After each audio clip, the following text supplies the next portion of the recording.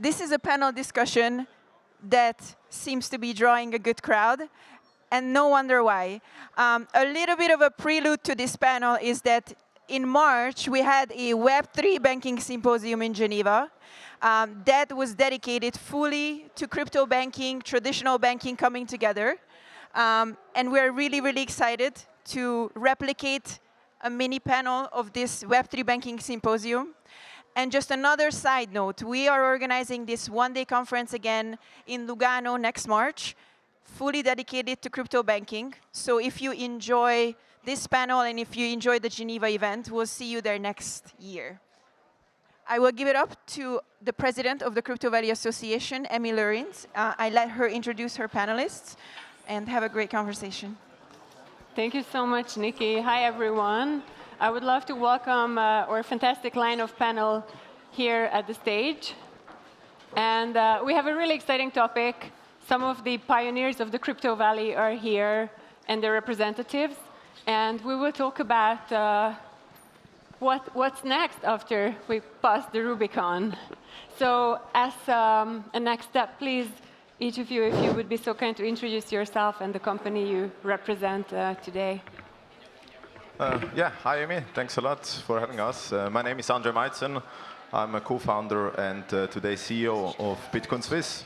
Bitcoin Suisse, for the ones who don't know, it's the oldest and largest crypto financial institution in Switzerland. We have been one of the driving forces behind Crypto Valley and generally one of the pioneers in the global crypto ecosystem. Is there someone who doesn't know Bitcoin Suisse? We need to talk afterwards, but no hands, thanks. Hi everyone, I'm Mathias, one of the co-founders and group CEO of Sygnum. We're a digital asset banking group with a full banking license in Switzerland, but also active in Luxembourg, Abu Dhabi, Singapore, and soon to be announced 2 further locations. And we provide an all-in-one account approach towards digital assets, crypto, stablecoins, asset token, integrated into the fiat and traditional asset world. Thank you. Ricardo.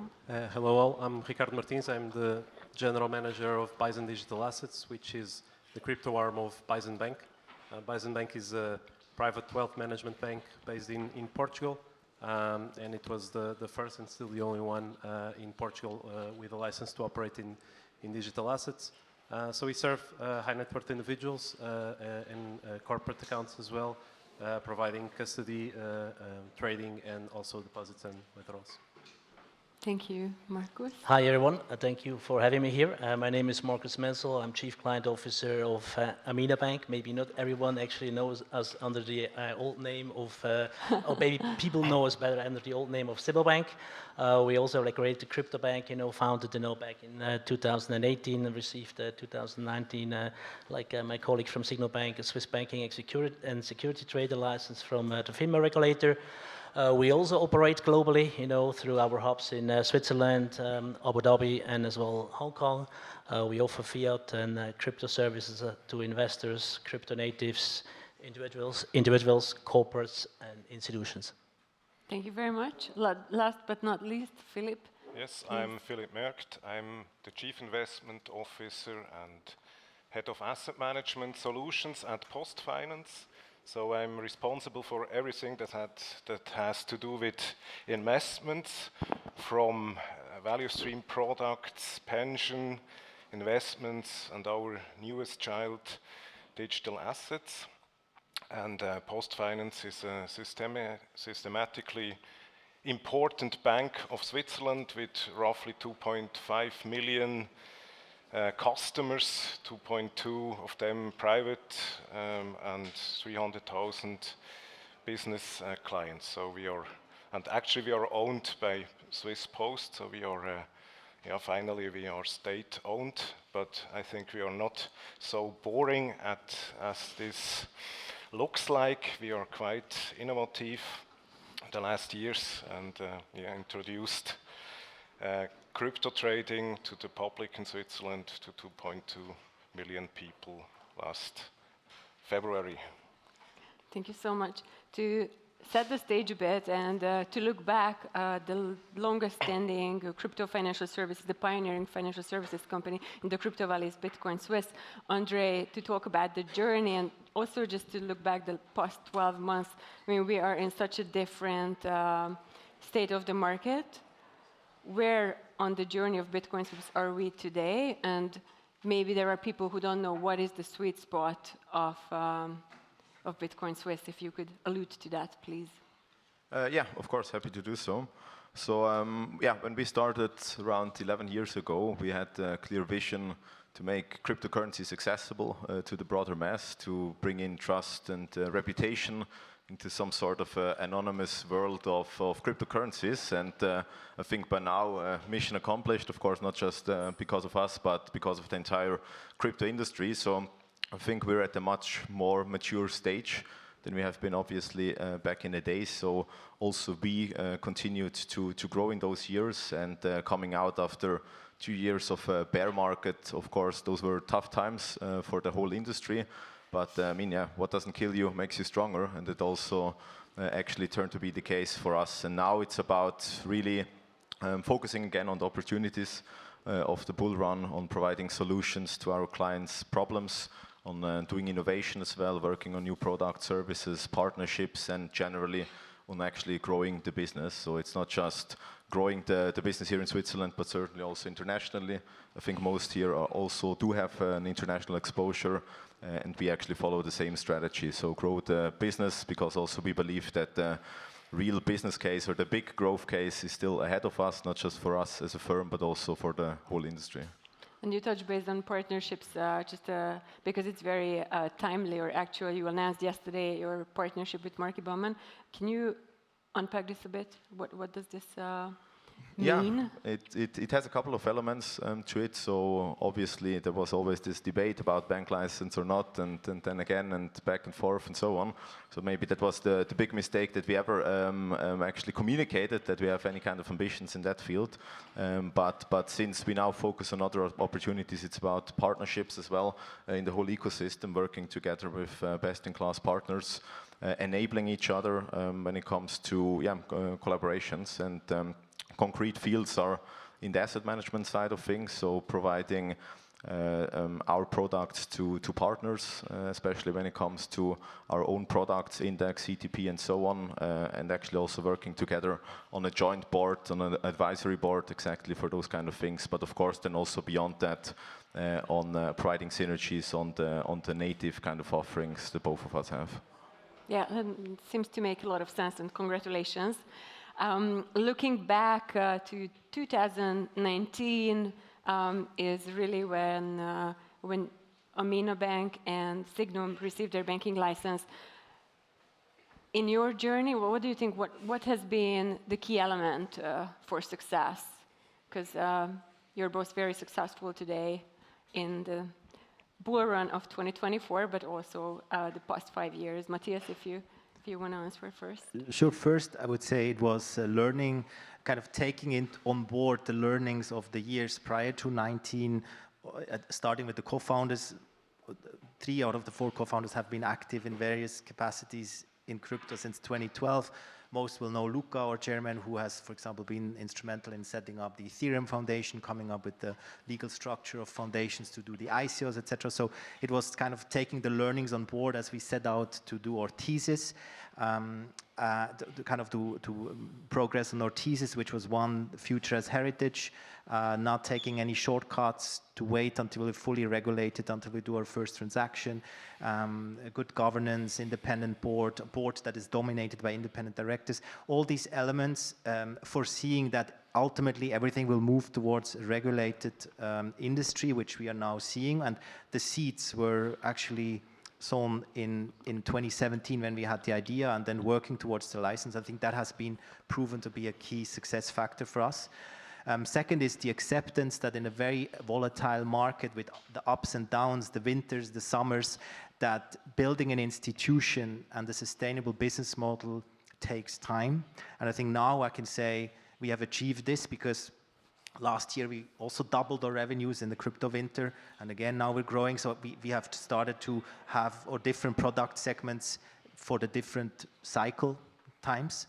And then thirdly, I would call it the B2C, B2B flywheel. I mean, sometimes said, why would you do B2C and B2B? Because we have now more than 20 banks that work with us. We did this because we needed both. We needed to show the banks that in their clients actually want what we offer, want crypto. And the more we attracted, the more interesting we became also for banks to leverage our platform. That again brings trust. If we work with players such as PostFinance, you create trust, which then also blends back into your direct client business. And so these would be maybe 3 factors I would mention. Thank you very much. Long way to go, and no time to rest and be happy about where we are. Super.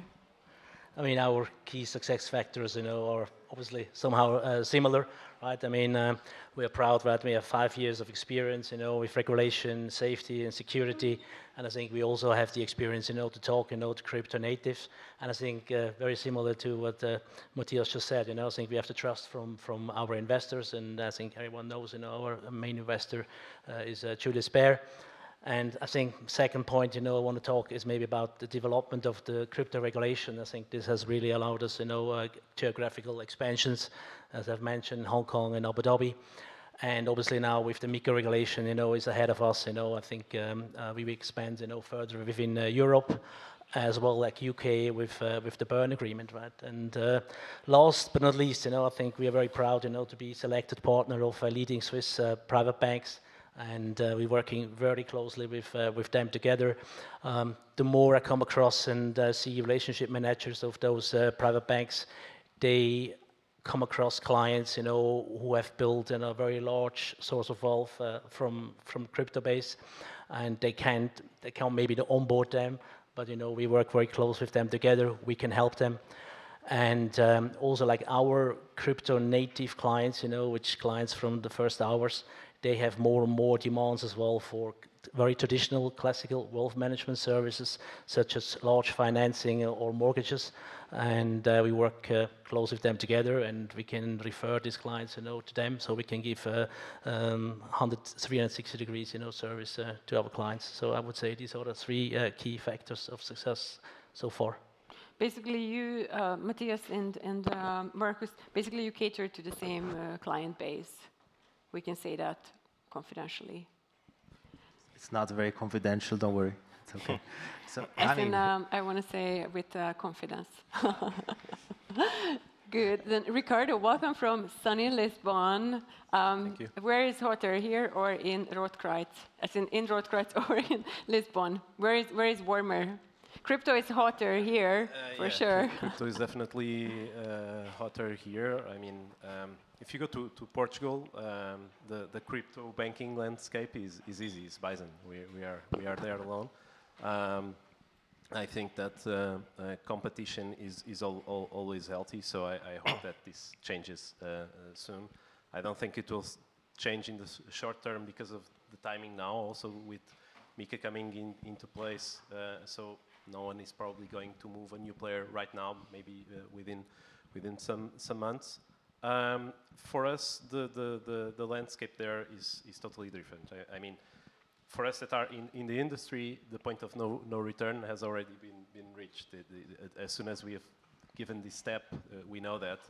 But I definitely feel that in Switzerland, everybody feels that. That's for sure. If you go to Portugal or even I would argue other places in Europe, that would not be the feeling yet.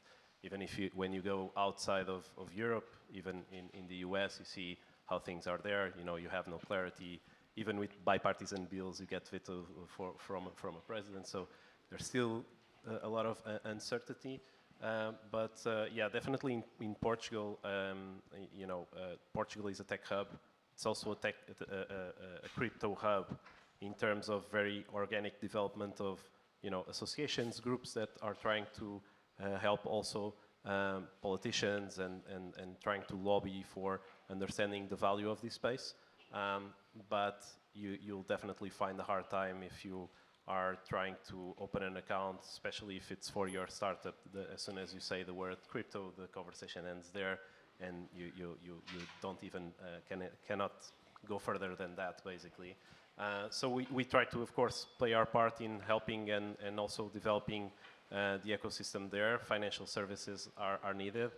Financial institutions are the catalyst to bring development into the wider economy, and so as much as possible, of course, we are there to fulfill that and hopefully show the way in our dear country that there is, of course, a regulated and in a positive way bring digital assets more into the industry.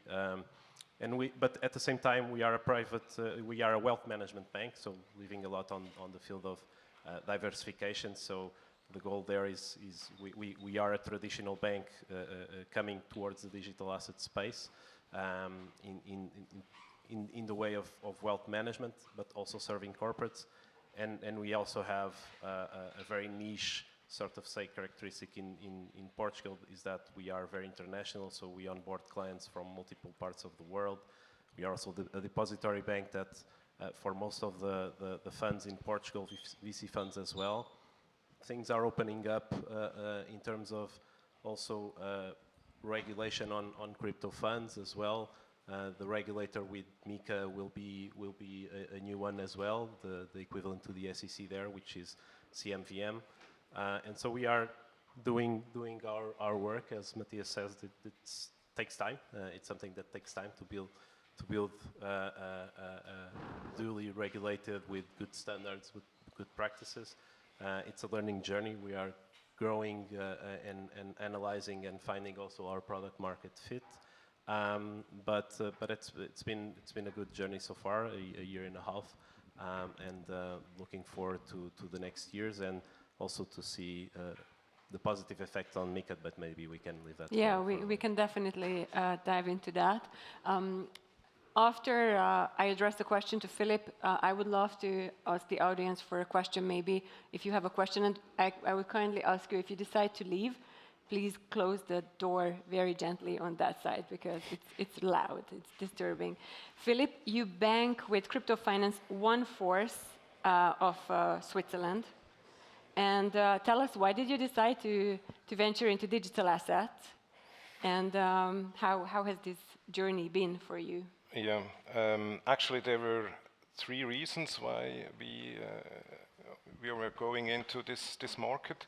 First of all, it was client demand, and we know that not just only from market research. We really measured the client demand. We had outflows, and actually the last 4 years, more than 1.1 billion Swiss francs was leaving PostFinance to other crypto traders. So I mean that was a real important within 1 year, reason. 1.5 billion. 1.1 billion Okay. Swiss francs, American Yeah, billions. Second, we believe in the technology of the underlying digital ledger technology. I mean, it's amazing how the last years were changing the world and what all came up, like NFTs, tokens, smart contracts, etc. So, and yeah, we are sure there is a lot more to come in the next years. That's reason number 2. And third, we wanted to be prepared for that as an organization. We wanted to learn, we wanted to have the skills in PostFinance, so that was reason number 3. Super, thank you so much. Someone in the audience has a pressing question. Please. Yeah, directly to PostFinance. Does this mean that you are also more open to get clients a bank account that are working in the industry? Actually, yes, it depends. It depends. I mean, but actually, yes, we are interested in, and we opened our offering to private clients. I mean, it's 1/4 of the Swiss population is able to open a crypto portfolio within 30 seconds at PostFinance. It's even more easy than be a client at PostFinance. So we are open. You know, as a company, we are not allowed to offer all to companies. We are still not allowed to offer loans and such things. So, but we are open to that. Thank you very much. Andrej, let's talk a bit about what is on customers' mind now. I think, Matthias, you also have a few points to add. We are in a very different environment as a year ago at the last Crypto Valley conference. What is what you're seeing? What is the trend? And what are the rationales to invest or not to invest? First of all, clients are interested again in crypto. So I think that was a little bit different last year. So of course now everybody believes in it and so on and has seen it since many years. Last year it looked completely different, coming out or being directly in a bear market after the whole shutdowns of FTX and Terra Luna and Celsius and all of them. So I think you need to separate between two camps. So the ones that have been in crypto before that, or like since a couple of years, and the ones that are actually now interested to go in it. And I mean, the ones that have been in the crypto space, they have slightly different, let's say, interests now. But for the ones that actually are venturing into it, for them, trust is super important. Security, to not do the mistakes that others have done in the past. So that is extremely important. And now, of course, it's warming up. So for the ones that are interested in the space, now is the time for sure. The ones that have been already in, they are already looking a little bit ahead of the curve. So when to exit. So, are we there already? I don't think so. We're not there yet. So I believe that the bull market probably continues for another like 12 to 18 months. But of course you need to have some sort of a strategy, right? At what levels, when especially Bitcoin is reaching new all-time highs, and we're like slightly before that, at what times do you really want to actually exit positions? So hedging and all of that becomes more relevant to them, while others are actually trying to find a good moment to buy in. So it's a little bit the different angles. And I mean, the rational why to invest, I mean, that's up to the individual investors, right? So if you still don't believe in it, then yeah, just don't invest. I think that's the easiest. And for everybody else, enjoy the journey. Thank you. Matthias?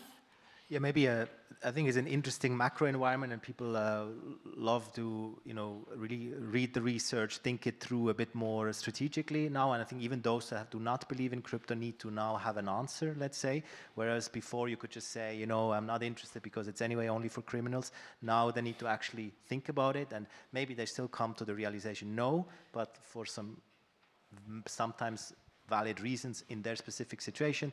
We are an interesting part of the liquidity cycle from a monetary policy side, interest rates, which are a bit higher for longer, but we're seeing first, cuts now, which is getting a bit more risk on environment. So this is just an interesting mix. You have the U.S. politics, U.S. elections. This is on people's mind. Also, what is going on with regulation? And the big elephant is still the U.S., where we've in the last month seen very positive, encouraging signs, right? Where you also see how politically driven this whole situation actually is.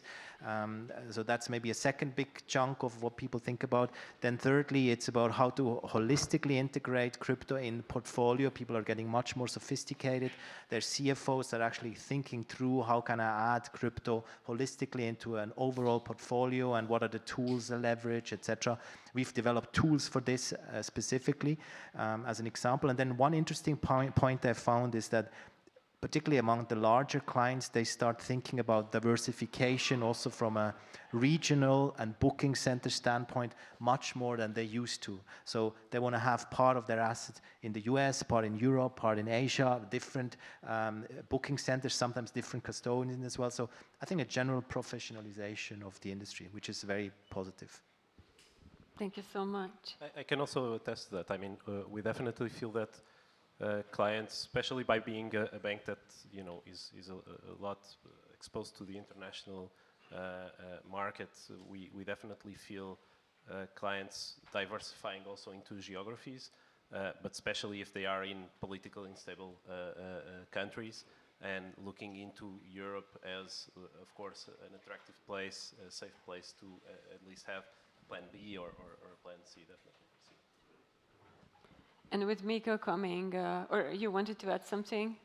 No, sorry. I mean, Okay. actually, I can only confirm what my colleagues actually said before. So we also see, a lot more demand now for more sophisticated instruments. Not just buy and hold. In particular on the derivative side now, we see large interest, coming along, and we can see actually how that market also grew in the last couple of months. Also, like from external asset manager side, we see very interest, for active managed certificate.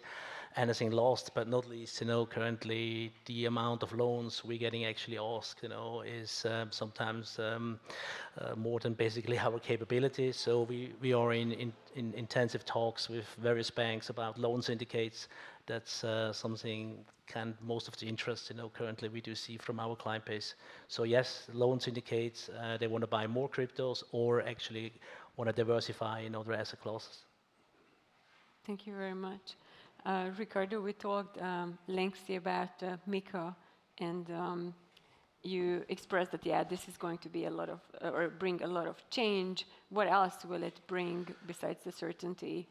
Yeah, I think that it's a very positive thing for us here in Europe.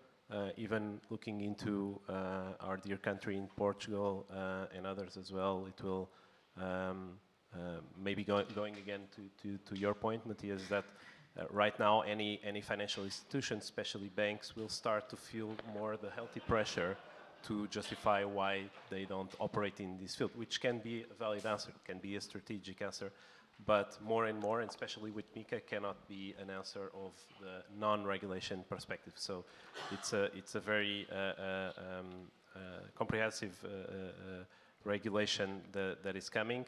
I would say that Europe will be on the spotlight of that, always be a reference for that for the coming years.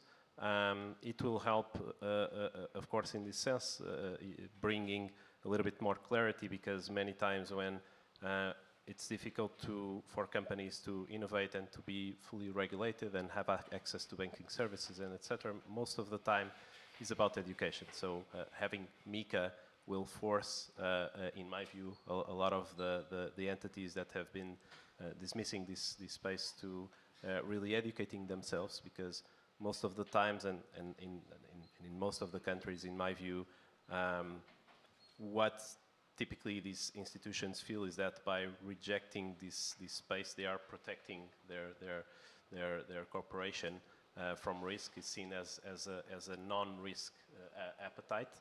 But actually it's not. It needs to start to be something that is either strategic or with some sort of other explanation, not necessarily just the risk aversion. Because saying no is the easy answer, and many times probably they're taking more risk by saying no than not starting to work right now in some shape or form. So I think that's what it will bring. That will be very, very important, and establishing, a common playing field. And clear rules as well on who owns what. In Portugal and in other countries, it still needs to be transposed into local laws. We already know some things. We already know that the CMVM, which is the SEC there, will have the most of the role in MiCa. And it's positive because they have a view of innovation, of bringing innovation into the market and developing the business in the country. So I think that's very, very positive in my view. Let's see about the execution as well. So within some weeks, we'll start to see something coming up for the authorized stablecoins. I think that will be very important. And maybe, who knows, stablecoins itself in Europe might be a vehicle also to more adoption and in the space. Yeah, absolutely. Someone else wants to add to the point of MiCa, if there is a strong viewpoint. But I think we all agree with your statement, Ricardo. So with MiCa, more competition is going to come into the place or the space, and I'm curious that how are you keeping up with the competition, Philipp, as well as Markus?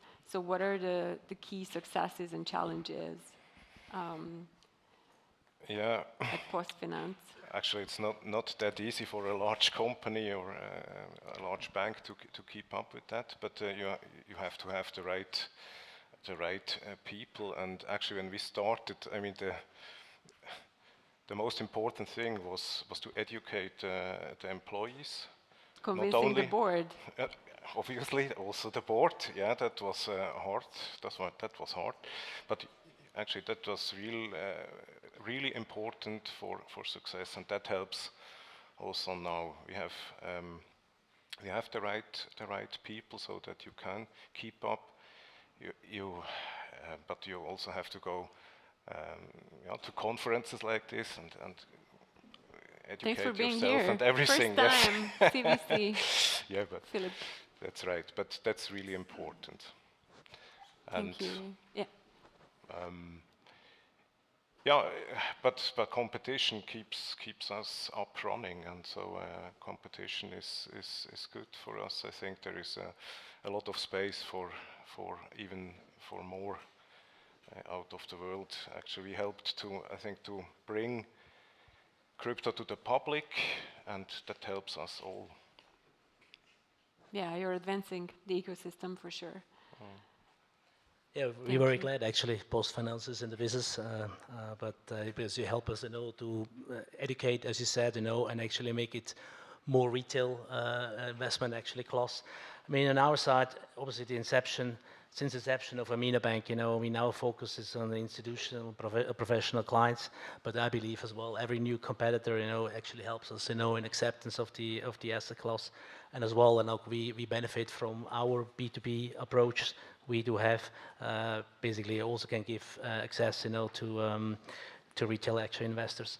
The challenge we do see on our side is clearly on the very fast, international grow. This kind of like geographical expansions which we have done, and potentially also like future expansion within EU as well, like MiCa, and as well in the UK with the Bern agreement. That's what I see actually as a big challenge, going forward. Thank you very much. What do you guys think of? No one is here from Robinhood or Bitstamp, but what do you think of the acquisition? I mean, how smart this is of Robinhood to shop licenses in Europe with the acquisition of Bitstamp? Is there an opinion on that? I think it's a clever move. So Bitstamp was one of the earliest exchanges in Europe. They were one of the first ones that actually were pro-regulation and started to implement it. Of course, they also had a lot of changes internally and so on. But yeah, I mean, there will be a lot of competition for all of us the moment that MiCa goes live for sure. And I think it's a clever move from them. Absolutely. The right target. Yeah, thank you. I would add exactly that. I think one is the timing. I mean, the timing probably was a coincidence, but almost like just 1 month after having a Wells notice from the SEC, announcing an acquisition outside of the US, says it all. But maybe again, going to the point, Europe only becomes more attractive by having a complete contrast with what's happening over the US, at least from our perspective. I don't know, of course, details. I think we all have access to the same information, but again, builds attractiveness for investment into this geography, right? And I think that's another example of that. Thank you so much. I don't know how many of you attended the Bitcoin panel earlier in the morning, and my question to you, all of you here, is that would Satoshi have wanted to have Bitcoin ETF, Bitcoin AMC, Bitcoin ETP? It's maybe a clear no. However, yeah, none of you here is echoing the "not your keys, not your coins" narrative. So the question is what would Satoshi say that we have all these products being built on digital assets? Let's ask him. No. Yeah, let me call him. I guess he would be humbled. I mean, developing some sort of a digital currency, a digital money that is decentralized. I mean, you can probably count one and one together that at one point there will be beyond spot trading also like options, derivatives, probably structured products, bankable products. So I think that part of the journey was probably anticipated since he knew a lot about financial systems, centralized ones, else you cannot basically build a decentralized one. So I think that is not really big of a surprise, but what he probably wouldn't be too happy about is the centralization element around certain products like the ETFs now in the US, with Coinbase being the main central counterparty and central risk to that perspective as well. So I think there is two sides of the chain.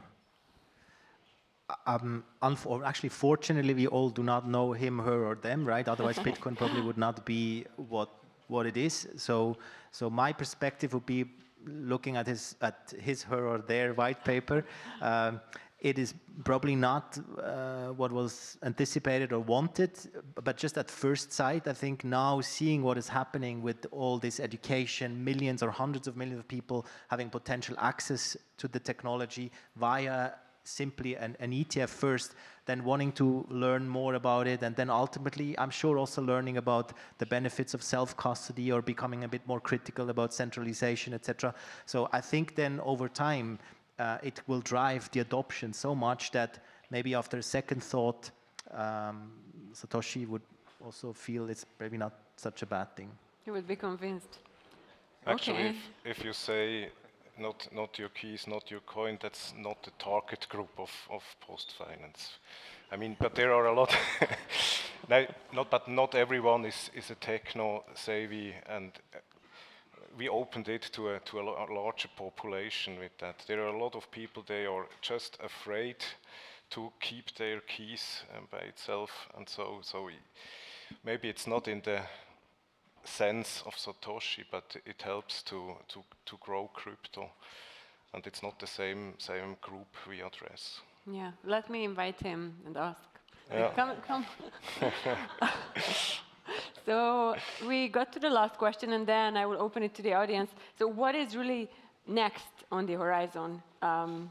Maybe in 2-3 words only, if we can go from left to right, Andrej. Yeah, on the crypto ecosystem, for sure, it's the ETH ETF probably upcoming. Elections have been mentioned, so I think that can inject some more positive vibes and energy into the whole crypto space and increase the momentum and probably be the catalyst for the next bigger wave. I would say we've had and we're going to have this year some very interesting token launches, particularly around technological advances, around scalability, layer 2s, etc. That's one big thing to watch. And secondly, I would say real asset tokenization, real-world asset tokenization becoming soon really real, right? It was for long just a proof of concept. Since 2017, I know, 18. since 17. I've been saying the same thing also since then.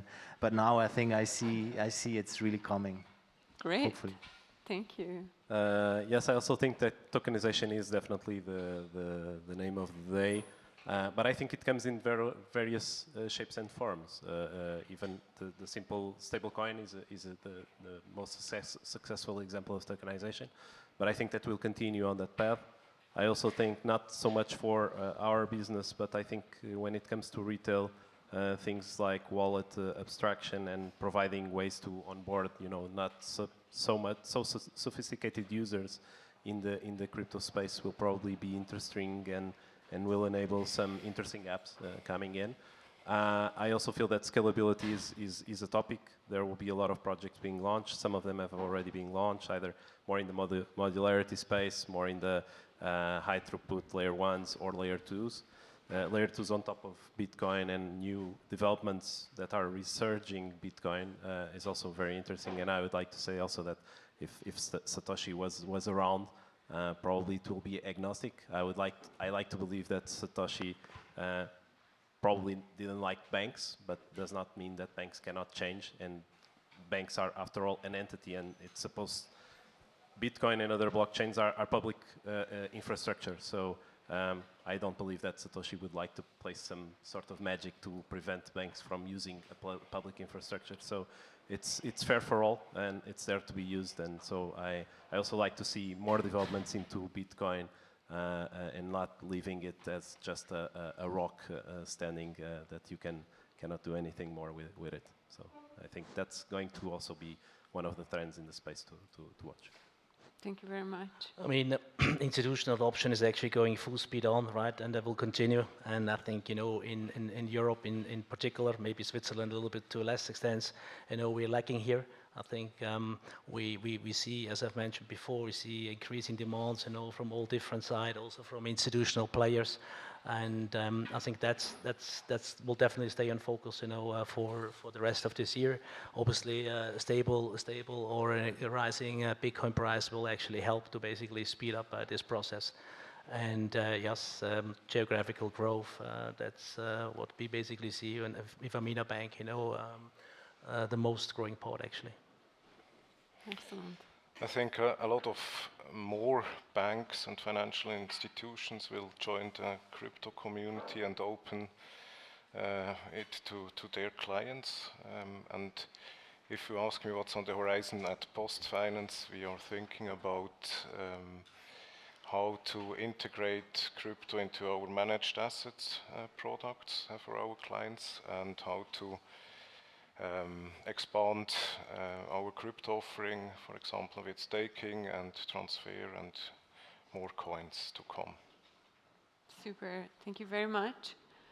Is there a question from the audience? Please go ahead.